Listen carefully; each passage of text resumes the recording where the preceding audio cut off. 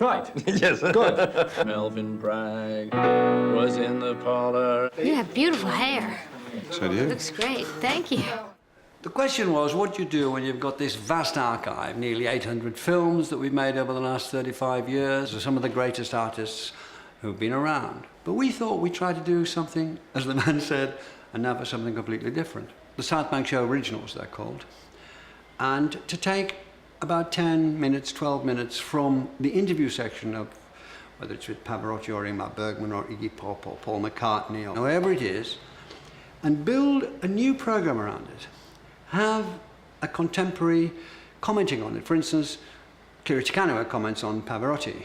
Did he look after his voice as well as you would like? Yes, very much. Yes, that was the major thing. I mean, he didn't. I don't think he ever abused it. No, not at all.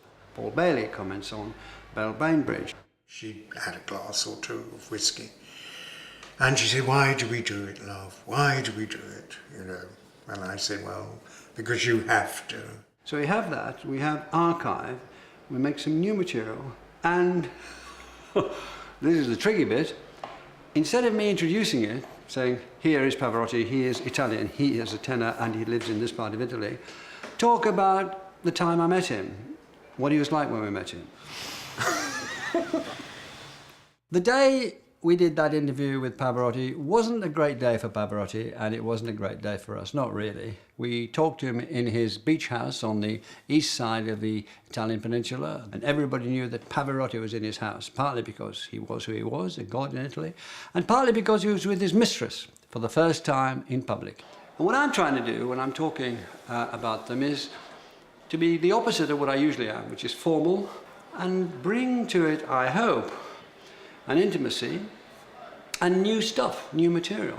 But I've always felt like it's not me doing it, really. Not in a sort of strange way, like, you know, Beethoven's coming to me. I'm writing new sonatas. He's contacted me, you know. I wanted to have a program which looked at quality across the arts, and I thought there was as much quality in popular music as there was in classical music, as much quality in television plays as in plays on the West End stage, more I thought at that time, to tell the truth, and so on and so forth. And to show I was serious, I wanted to start this massive arts program, because ITV had put a lot into it, with a pop subject, and Paul McCartney was the one. It sort of just comes, you know, all the best little bits of melody. I mean, I just fell out of bed one morning and had the tune yesterday. And I don't know how I got that, I just had it. And I thought, oh, I like that one, that's a nice one. And I didn't have any words, so for weeks that was scrambled egg, you know. Scrambled egg, oh, baby, I love your legs. Went to have a meal, had a meal with some stout red wine. You always had a good lunch, filled up red wine. And then we cleared the restaurant and had another lunch, pretending we were having lunch with other people so they could shoot it properly, and had nothing to eat but more to drink.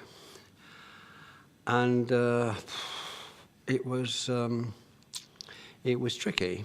You have to really concentrate on making, you have to,